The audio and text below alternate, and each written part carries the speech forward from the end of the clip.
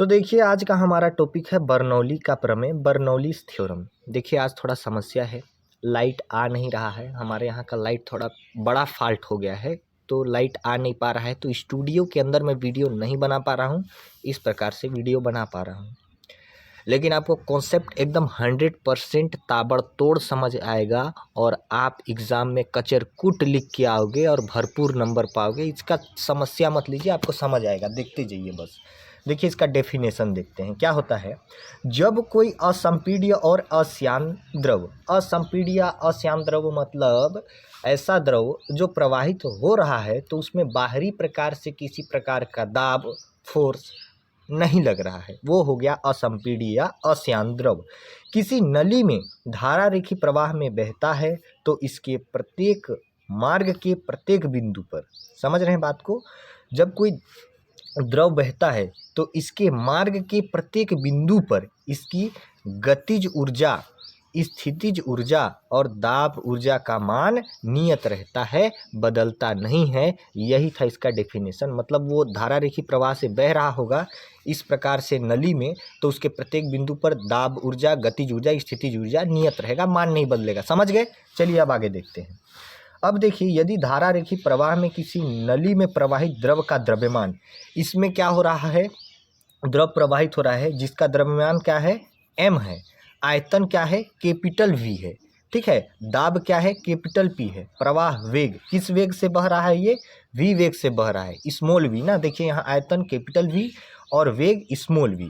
घनत्व क्या है, इसका घनत्व क्या है, रो, p नहीं ना, ये रो है। और पृथ्वी सतह से ऊंचाई क्या हो, h हो। देखिए हाइट बताए हैं, इस पॉइंट के लिए h1, इस पॉइंट के लिए h2। तो यहाँ क्या बोल रहे हैं, टोटल क्या बोल रहे हैं हम, h बोल रहे हैं। तथा गुरुत्वीय त्वरण क्या हो, g हो। तो इस प्रमेय के अनुसार क्या हो जाएगा, द्रव के एकांक द्रव्यमान की जो ऊर्जा होगी, यानी कि दाब ऊर्जा, गतिज ऊर्जा और स्थितिज ऊर्जा, तीनों को जोड़ देंगे तो क्या निकलेगा, नियतांक। तो एकांक द्रव्यमान के रूप में जो ऊर्जा होती है उसकी इतना होता है, P/ρ plus 1/2 V² plus GH। एकांक द्रव्यमान के रूप में इतना होता है, ठीक है। और एकांक आयतन के रूप में P plus 1/2 ρV² plus ρGS, इसका भी वैल्यू क्या होता है, नियतांक होता है। एकांक भार के रूप में P/ρg plus V² 2g plus h is equal to नियतांक, कांस्टेंट। ये कहाँ से आया, आप हमने पिछला टॉपिक पढ़ा था बहते द्रव की ऊर्जाएं, आपने नहीं देखा तो वीडियो जाके देख लीजिएगा, मैं डिस्क्रिप्शन में लिंक दे दूंगा। और अगर आपको ये नहीं भी पता है फिर भी आपको समझ आएगा। आप क्या लिख के छोड़ दिए रहना, एकांक द्रव्यमान की ऊर्जा लिख के ये वाला स्थान छोड़ देना, फिर लिखना एकांक आयतन की ऊर्जा, ये वाला स्थान छोड़ देना, फिर एकांक भार की कुल ऊर्जा लिखना और ये स्थान छोड़ देना। और जब हम इसका डेरिवेशन करेंगे, इसको प्रूफ करेंगे, तो वैल्यू निकल जाएगा, तीनों का अलग अलग ला के यहाँ पर रख दीजिएगा, लिख दीजिएगा। समझ रहे हैं बात को, इसको रटने का ज़रूरत नहीं है। चलिए आगे देखते हैं। अब देखिए, अब ये डायग्राम समझिए, बहुत इजी है, आसानी से देखिएगा, आसानी से समझिएगा क्या होता है। ये देखिए, ये द्रव है जो एक नली में प्रवाहित हो रहा है, ये दिख रहा है आपको। इसका पॉइंट O1 है, O1 पर इसका वेग क्या है, V1, दाब P1। और ये जो दिख रहा है नली, ये जो दिख रहा है ना गोल टाइप से, इसका अनुप्रस्थ परिच्छेद बोलते हैं, जिसका क्षेत्रफल क्या है, A1 है। समझ गए बात को। इसी प्रकार ये पॉइंट O2 है, यहाँ पर इसका वेग क्या है, V2 है। इसका दाब क्या है, P2, 1 लिख दिया हूँ, P2 होगा दाब, ठीक है। और ये जो गोला दिख रहा है, अनुप्रस्थ परिच्छेद का क्षेत्रफल क्या है, A2 है। और पृथ्वी सतह से ऊंचाई क्या है, H2, और यहाँ पर H1। समझ गए बात को, यही था इसका डायग्राम। अब डेरिवेशन करते हैं। अब मान लीजिए इसका घनत्व, ये जो द्रव है उसका घनत्व क्या हो, रो हो। मैं पहले भी बताया इसका घनत्व रो हो। तो बिंदु O1 पर, तो किस बिंदु पर, तो बिंदु O1 पर लगने वाला बल, बिंदु O1 पर फोर्स लगेगा ना, यहाँ दाब P1 है, तो बिंदु O1 पर लगने वाला बल। चलिए आगे बनाते हैं। बिंदु किस पर, O1 पर लगने वाला बल, ठीक है। तो बल का सूत्र क्या होता है, तो बिंदु O1 पर कौन सा बल लग रहा है, मान लीजिए यहाँ पर देखिए दाब P1 है तो फोर्स क्या हो जाएगा, यहाँ पर F1 हो जाएगा। तो फोर्स का सूत्र क्या होता है, याद रखिएगा, दाब गुणित क्षेत्रफल। बहुत इजी है, ठीक है। तो दाब क्या है यहाँ पर दाब क्या है, P1 है, तो लिख दो P1। और क्षेत्रफल, इस अनुप्रस्थ परिच्छेद का क्षेत्रफल क्या है, A1, तो क्या हो जाएगा P1A। बहुत आसानी से समझ गए। अब आगे देखिएगा, तो बिंदु O1 पर संपूर्ण परिच्छेद से प्रति सेकंड निकलने वाले द्रव पर किया गया कार्य। क्या बोल रहा हूं मैं, सुनिएगा। इसमें क्या निकल रहा है, द्रव निकल रहा है। तो मान लीजिए प्रति सेकंड द्रव कितना निकल रहा है, जो प्रति सेकंड जितना द्रव्य निकल रहा है उस पर कितना कार्य किया जाएगा। तो प्रति सेकंड निकलने वाले द्रव पर किया गया कार्य, डायरेक्ट लिख रहा हूँ ना। क्या लिखेगा आप, प्रति सेकंड इस नली में प्रवाहित द्रव से प्रति सेकंड निकलने वाले द्रव पर किया गया कार्य, आप पूरा पूरा लिख लेना, ठीक है। मैं समझा रहा हूँ आपको। क्या हो जाएगा, W1 बोल देंगे। तो कार्य बराबर होता है बल गुणित बल की दिशा में विस्थापन। ये सब सूत्र आपको पता होगा, पहले पढ़े होगे, नहीं पढ़े होगे तो भी देख लो। तो क्या हो जाएगा, बल गुणित बल की दिशा में विस्थापन। बल कितना निकाले, ये बल का वैल्यू क्या निकाले हैं हम, F1, यही ना निकला है फोर्स P1A। तो यहाँ पर क्या रखिएगा, P1A। बहुत आसानी से समझ आ गया आपको। और यहाँ पर विस्थापन के जगह हम क्या रखेंगे, उसका वेग V1। क्यों, क्योंकि इस वेग के ही कारण तो ये विस्थापित हो रहा है, गति कर रहा है ना, ये वेग इसका है V1, ये आगे बढ़ते जा रहा है, विस्थापित होते जा रहा है। समझ गए। तो क्या हो जाएगा P1A1 इंटू V1। समझ गए।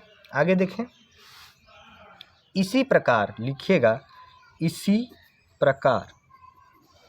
प्रकार बिंदु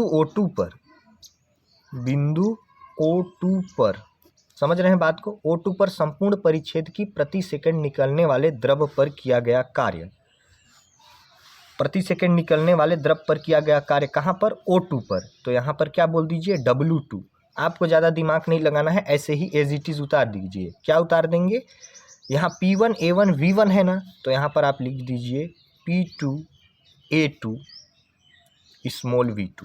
समझ गए बात को, कुछ दिमाग नहीं लगाना है, यहाँ एज इट इज लिख दिए।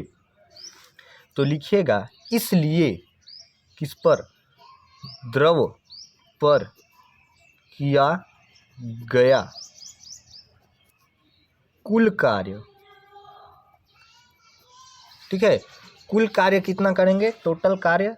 तो कुल कार्य को आप बोल दो W। क्या बोल दीजिए आप, W बोल दीजिए। तो W का वैल्यू क्या होगा, W1 माइनस W2।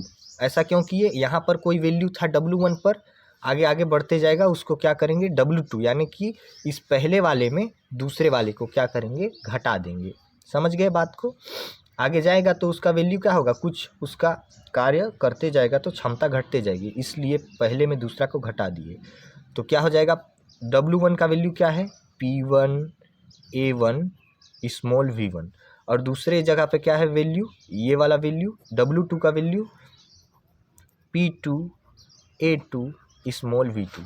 समझ गए बात को। अब आगे देखें, आप इसको चाहिए, देखिए आप ऐसे मान सकते हो, इसको आप क्या मान लो, इधर जो निकाले थे उसको आप मान लो समीकरण 1, इसको मान लो 2, इसको मान लो 3, ठीक है। इधर जो बताया था उसको मान लेना, इसको मान लो आप समीकरण 4। अब आगे देखते हैं, अब क्या लिखना, अब अविरतता के सिद्धांत से।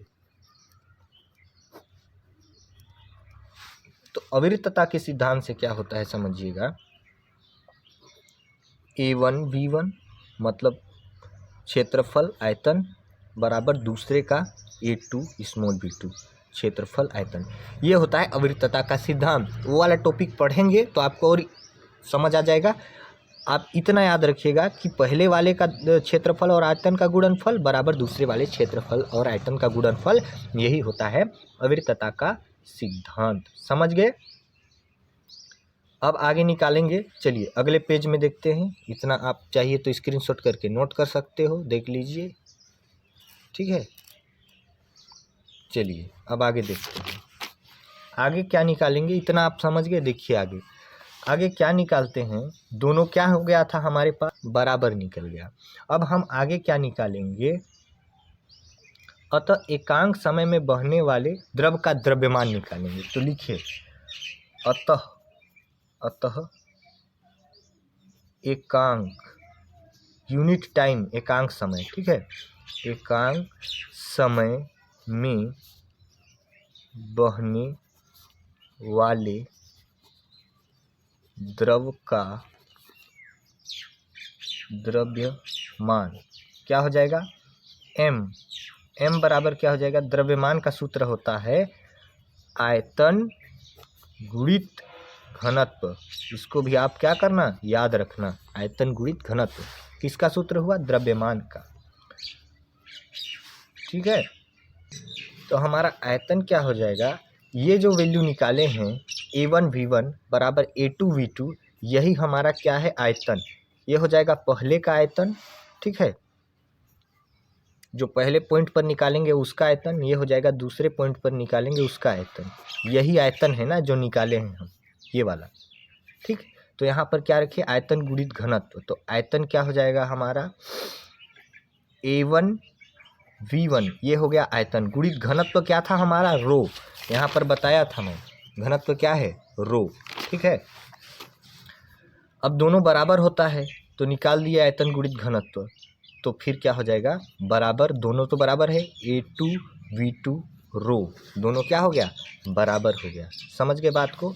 अब चूंकि दोनों बराबर हैं, दोनों क्या हैं, बराबर हैं, m का वैल्यू निकाले। अब ये इसके बराबर है, ये इसके बराबर है, तो हम दोनों में से एक वैल्यू को ले लेते हैं। तो पहले वाले वैल्यू को हम ले लेते हैं। तो यहाँ इसको लीजिए ना, क्योंकि दोनों बराबर है। तो यहाँ रखिए A1 V1, समझ गए बात को। और यहाँ पर रखिए m, और ये रो को इधर भेज दीजिए, ठीक।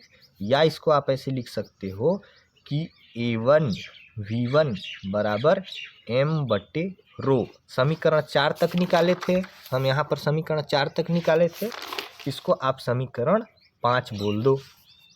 आगे देखें, चलिए आगे देखते हैं। तो हमारा समीकरण 4, अब देखिए, अतः समीकरण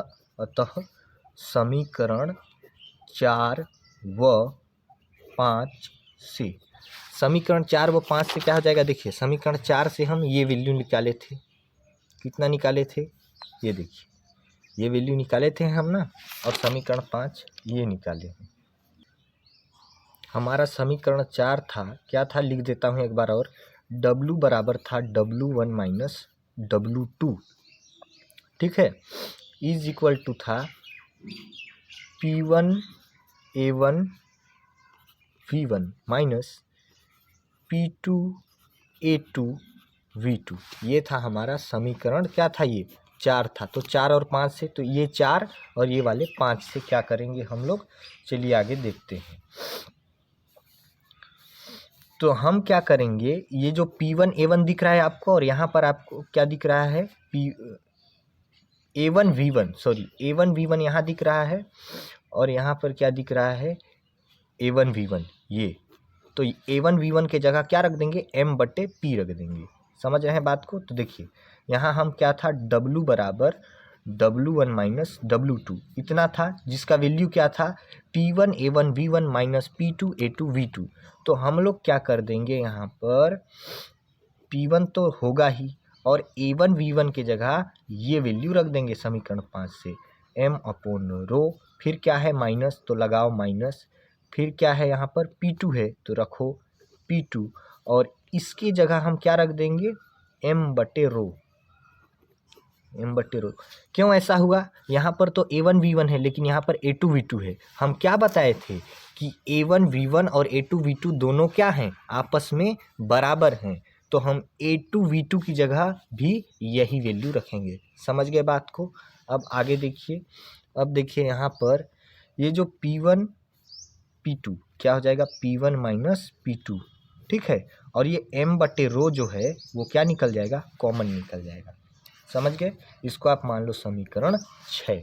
अब देखते हैं, अब बिंदु O1 पर संपूर्ण परिच्छेद की स्थितिज ऊर्जा संपूर्ण परिच्छेद से प्रति सेकंड प्रवाहित द्रव की स्थितिज ऊर्जा क्या लिखेगा, बिंदु O1 पर कौन सी ऊर्जा, स्थितिज ऊर्जा। तो स्थितिज ऊर्जा क्या होता है जानते हैं आप, O1 पर, किस पॉइंट पर बोल रहा हूँ, O1 पर, तो इसको बोल दीजिए U1। तो हमारा स्थितिज ऊर्जा क्या होता है, U बराबर mgh, पता है आपको, तो हम O1 पर निकाल रहे हैं इसलिए U1 बोल दिए, तो क्या हो जाएगा mgh1। हाइट क्या था O1 पॉइंट के लिए, h1 हाइट था, समझ गए, तो mgh1। इसी प्रकार O2 पर क्या हो जाएगा स्थितिज ऊर्जा, U2 हो जाएगा, और वैल्यू क्या हो जाएगा mgh2। O2 से U2 से क्या था, मतलब O2 पॉइंट पर हाइट क्या था, h2 था, ये देखिए h2 था, समझ गए बात को। चलिए अब आगे देखते हैं, तो हम वैल्यू क्या निकाले हैं उसको देखिएगा, तो क्या हो जाएगा कुल स्थितिज ऊर्जा क्या निकालेंगे, O1 और उससे जाने तक द्रव की।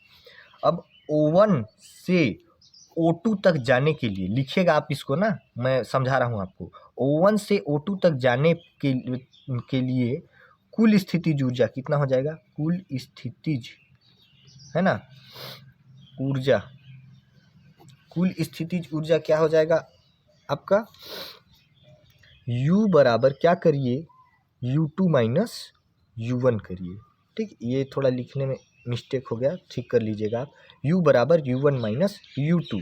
तो देखिए हमारा U2 का वैल्यू क्या है mgh2, टोटल ऊर्जा निकाले हैं ना स्थितिज ऊर्जा, तो U लिखिए फिर U2 माइनस U1 करिए, mgh2 किसका वैल्यू, h2 का वैल्यू माइनस U2 का वैल्यू माइनस U1 का वैल्यू क्या हो जाएगा mgh1। समझ आया, इतना क्या निकला हमारा U का वैल्यू। यहाँ दोबारा से लिखता हूँ उसको, हमारा U का वैल्यू क्या निकला है, यहाँ से देख लीजिए, दोबारा लिखता हूँ, क्या निकला है mgh2 माइनस mgh1, इतना समझे आप। तो देखिए जो कॉमन है उसको निकालो, तो कॉमन क्या है, पहले तो आप mg को कॉमन निकालो, यहाँ भी mg है यहाँ भी mg है, तो बचेगा क्या h2 माइनस h1, ये हो गया, किसका वैल्यू निकला, U का वैल्यू निकला, ठीक है। इसी प्रकार क्या हो जाएगा, इसी प्रकार ठीक है, O1 से O2 तक जाने में गतिज ऊर्जा में वृद्धि, जाने में क्या गतिज ऊर्जा में वृद्धि, सेम काम करिए, तो U बोले थे इसको, तो इसको क्या बोल दीजिए K बोल दीजिए, तो क्या हो जाएगा, हम जानते हैं, देखिए आपको बता दूं आपकी जानकारी के लिए, गतिज ऊर्जा होता है 1/2 mv², सबको पता है, यही होता है ना, आपको तो पता होगा, पढ़े होंगे। तो क्या हो जाएगा यहाँ पर O1 से O2 तक जाने में कुल ऊर्जा, जैसे हम क्या किए थे पहले, यहाँ पर देखिए O1 से O2 तक जाने में स्थितिज ऊर्जा निकाले थे, तो दूसरे वाले में पहले को घटा दिए, तो उसी प्रकार जब गतिज ऊर्जा निकालेंगे तो दूसरे वाले में पहले को घटाएंगे, तो दूसरे वाले के लिए क्या हो जाएगा 1/2, ठीक है, mv² होगा दूसरे वाले के लिए, ठीक, फिर पहले वाले के लिए होगा 1/2 mv1² होगा। समझ गए बात को, एकदम इजी है, एकदम सरल है, कोई दिक्कत नहीं। चलिए आगे देखिए आप, अब कॉमन क्या निकल रहा है, देखिए 1/2 m, दोनों जगह है ना 1/2 m, और हो जाएगा v2² माइनस v1²। समझ गए बात को, ये हो गया हमारा समीकरण कितना, मान लीजिए इसको मान लीजिए आप समीकरण 7, और इसको मान लीजिए आप समीकरण 8। जो टोटल स्थितिज ऊर्जा निकला उसको 7 माने, तो जो टोटल गतिज ऊर्जा निकला उसको 8 माने, ठीक है।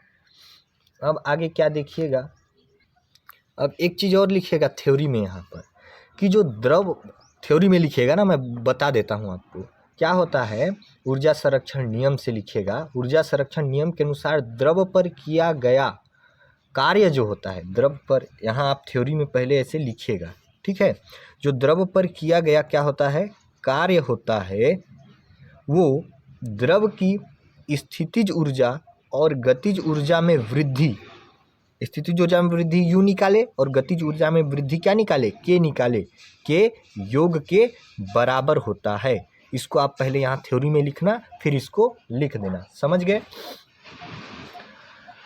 तो हमारे W का वैल्यू क्या निकला था, देखिए ये हमारा W का वैल्यू यहाँ पर इतना निकला है, पहले बताया था आपको। तो W का वैल्यू हमारा जो निकला है, क्या निकला है, P1 माइनस P2 निकला है, ठीक।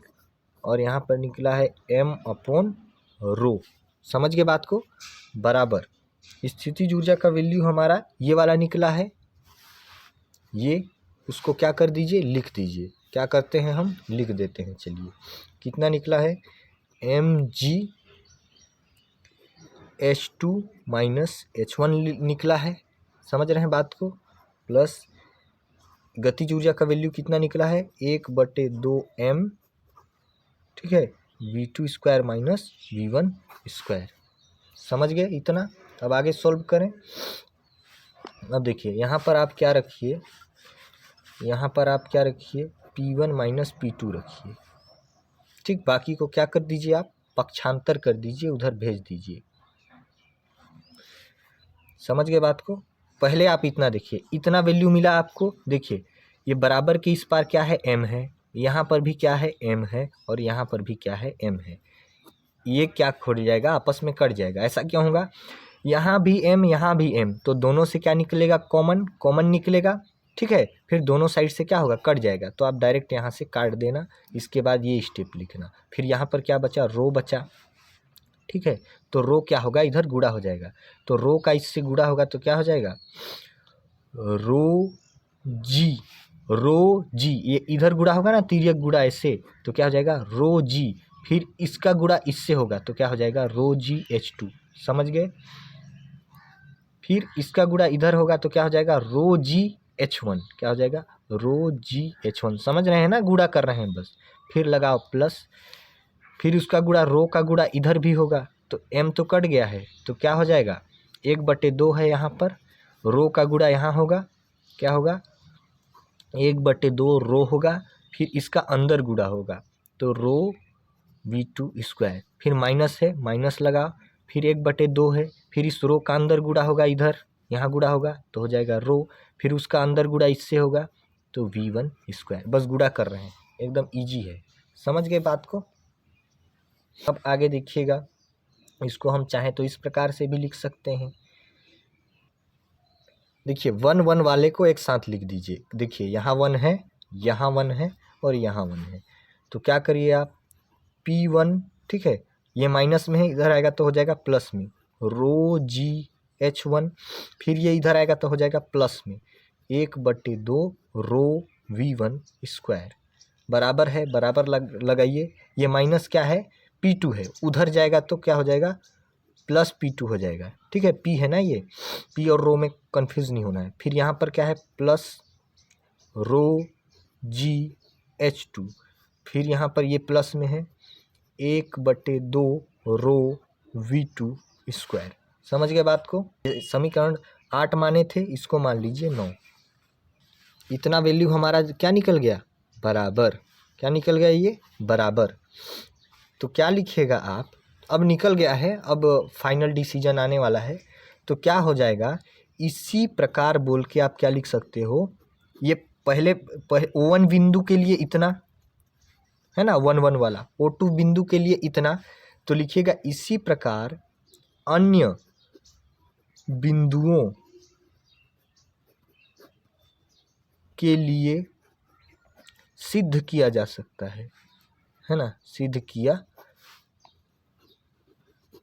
जा सकता है, ऐसे बोल के लिख सकते हो। तो क्या निकला हमारा, P1 एज उतार दो, रो जी H1 जल्दी जल्दी वैसे ही उतार दो, सेम उतार रहा हूँ ना, v1 स्क्वायर, ठीक है, बराबर यहाँ पर क्या है, P2 प्लस रो जी H2 प्लस 1/2 रो v2 स्क्वायर, ठीक है। ऐसे ही बराबर करके अन्य बिंदुओं के लिए निकाल सकते हैं, तो क्या कर दो, डॉट डॉट डॉट, ऐसे और बढ़ते जाएगा, बराबर क्या निकलेगा, नियतांक। नियतांक कैसे, देखिए पहले पॉइंट के लिए इतना, दूसरे पॉइंट के लिए इतना, और दोनों क्या निकला, बराबर निकला। मतलब प्रत्येक पॉइंट पर जो वैल्यू है ये है टोटल एनर्जी, यानी कि ये वाला हो जाएगा दाब ऊर्जा, ये हो गया स्थितिज ऊर्जा, ये हो गया गतिज ऊर्जा। तीनों का जो इक्वल, तीनों को जो हम ऐड कर देते हैं तो तीनों का वैल्यू ऐड करने के बाद दाब ऊर्जा, स्थितिज ऊर्जा और गतिज ऊर्जा को ऐड किए तो जो वैल्यू निकला पहले पॉइंट पर उतना ही वैल्यू निकला दूसरे पॉइंट पर। समझ गए? मतलब ये क्या है, नियत है, कांस्टेंट है, बदल नहीं रहा है, प्रत्येक पॉइंट पर एक ही वैल्यू दे रहा है। इसी प्रकार अन्य बिंदु में सिद्ध किया जा सकता है बोल के हम इसको ऐसे लिख के क्या कर दिए, नियतांक हो जाएगा, कांस्टेंट हो जाएगा।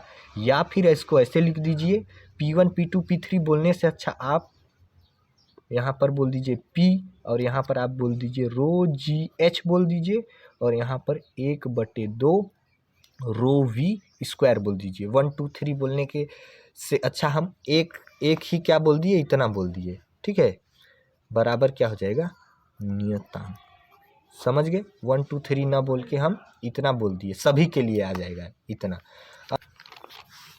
तो देखिए जो हमारा वैल्यू निकला था उसको मैं यहाँ पर दोबारा से लिख दिया हूँ। क्या निकला था, P plus rho g s plus 1/2 rho v square बराबर नियतांक। इसको हम क्या बोल दिए, समीकरण 10। ठीक है, इसको हम समीकरण 9 बोले थे, तो हम ये जो नीचे निकला उसको हम क्या बोल दिए, समीकरण 10 बोल दिए हैं। इसी को मैं दोबारा से यहाँ पर क्या कर दिया हूँ, लिख दिया हूँ, समीकरण 10 बोल दिया। और यही जो वैल्यू निकला है वो एकांक द्रव्यमान की कुल ऊर्जा का वैल्यू होगा। तो आपको मैं बोला था रटने की ज़रूरत नहीं है, तो यहाँ पर जो एकांक द्रव्यमान की जगह जो स्थान छोड़े थे ये जो वैल्यू, वहाँ पर आप इसको पुट कर देना, निकल गया ना एकांक द्रव्यमान का ऊर्जा नियतांक निकला। तो अब हम क्या निकालेंगे, एकांक आयतन की ऊर्जा को भी नियतांक बताएंगे, जिसके लिए हम समीकरण 10 को रो से भाग देंगे। कैसे रो से भाग देंगे, बट्टे में लिखेंगे रो, ये 10 के बट्टे में यहाँ पर P upon rho g h upon rho plus 1/2 rho v square upon क्या हो जाएगा, रो। करेंगे ना ऐसा, तो देखिए ये होगा, रो से रो कटेगा, यहाँ भी रो से रो कटेगा, ये P है ना, ये नहीं कटेगा, तो क्या बचा, P upon rho plus g h plus 1/2 v square, बाकी तो कट गया, ये समीकरण 11। तो ये क्या निकला, एकांक आयतन की कुल ऊर्जा। क्या निकला, एकांक आयतन की कुल ऊर्जा निकला। ठीक है, ये भी क्या हो जाएगा, बराबर, यहाँ बराबर में क्या था, नियतांक, तो यहाँ पर बराबर क्या कर दीजिएगा आप, बराबर नियतांक आप क्या कर दीजिएगा, लिख देना यहाँ भी। तो एकांक आयतन की कुल ऊर्जा भी क्या निकल गई, नियतांक। अब निकालेंगे एकांक भार की कुल ऊर्जा। एकांक भार की कुल ऊर्जा निकालने के लिए हम समीकरण 11 को किससे भाग देंगे, जी से भाग देंगे। तो 11 ये वाला है तो इसको जी से भाग दो, तो P अपॉन क्या है, रो, तो जी से भाग देने का मतलब बट्टे में क्या लिखो, जी, और यहाँ पर क्या है, जी एच अपॉन जी प्लस 1/2 क्या है, वी स्क्वायर, और बट्टे में क्या कर दोगे, जी। समझ गए बात को? तो देखिए यहाँ पर जी से जी कट जाएगा, बाकी तो कटेगा नहीं, इधर बराबर क्या है, नियतांक। ठीक है, तो यहाँ पर क्या बचा, P अपॉन रो जी प्लस ये तो कट गया, प्लस एच प्लस इसका एक से गुणा होगा तो वी स्क्वायर अपॉन 2g बराबर क्या हो गया, नियतांक। समझ गए? ये किसके रूप में निकला, एकांक भार की कुल ऊर्जा निकला, एकांक भार के रूप में कुल ऊर्जा। तो ये निकला एकांक द्रव्यमान के रूप में कुल ऊर्जा, ये निकला एकांक आयतन के रूप में, और ये जो निकला समीकरण इसको 12 बोल दो, ये एकांक भार की कुल ऊर्जा निकला। समझ गए? और तीनों क्या है, नियतांक। यही है बर्नौली का प्रमेय कि प्रत्येक बिंदु पर उसका मान क्या रहता है, कुल ऊर्जा का मान नियत रहता है। मतलब दाब ऊर्जा, स्थितिज ऊर्जा और गतिज ऊर्जा, ये पहले वाला दाब ऊर्जा है, दूसरे वाला स्थितिज ऊर्जा है, तीसरा वाला गतिज ऊर्जा है, का वैल्यू नियत रहता है। मतलब कुल ऊर्जा का वैल्यू नियत रहता है। यही हमको सिद्ध करना था। यही 10, 11, 12 समीकरण है, वो बर्नौली प्रमेय के अलग अलग रूप हैं। यहाँ पर एकांक द्रव्यमान, एकांक आयतन और एकांक भार का कुल ऊर्जा निकल गया, जिसको आप एकांक द्रव्यमान, एकांक भार और एकांक आयतन की जगह जो जगह छोड़े थे वहाँ आप पुट कर लेना, और ये हो गया प्रूव्ड। यही था बर्नौली प्रमेय। समझ आया तो वीडियो को लाइक शेयर सब्सक्राइब कर दीजिए और अगला वीडियो किस टॉपिक पर चाहिए ज़रूर बताइएगा। मिलते हैं अगले वीडियो में। जय हिंद जय भारत।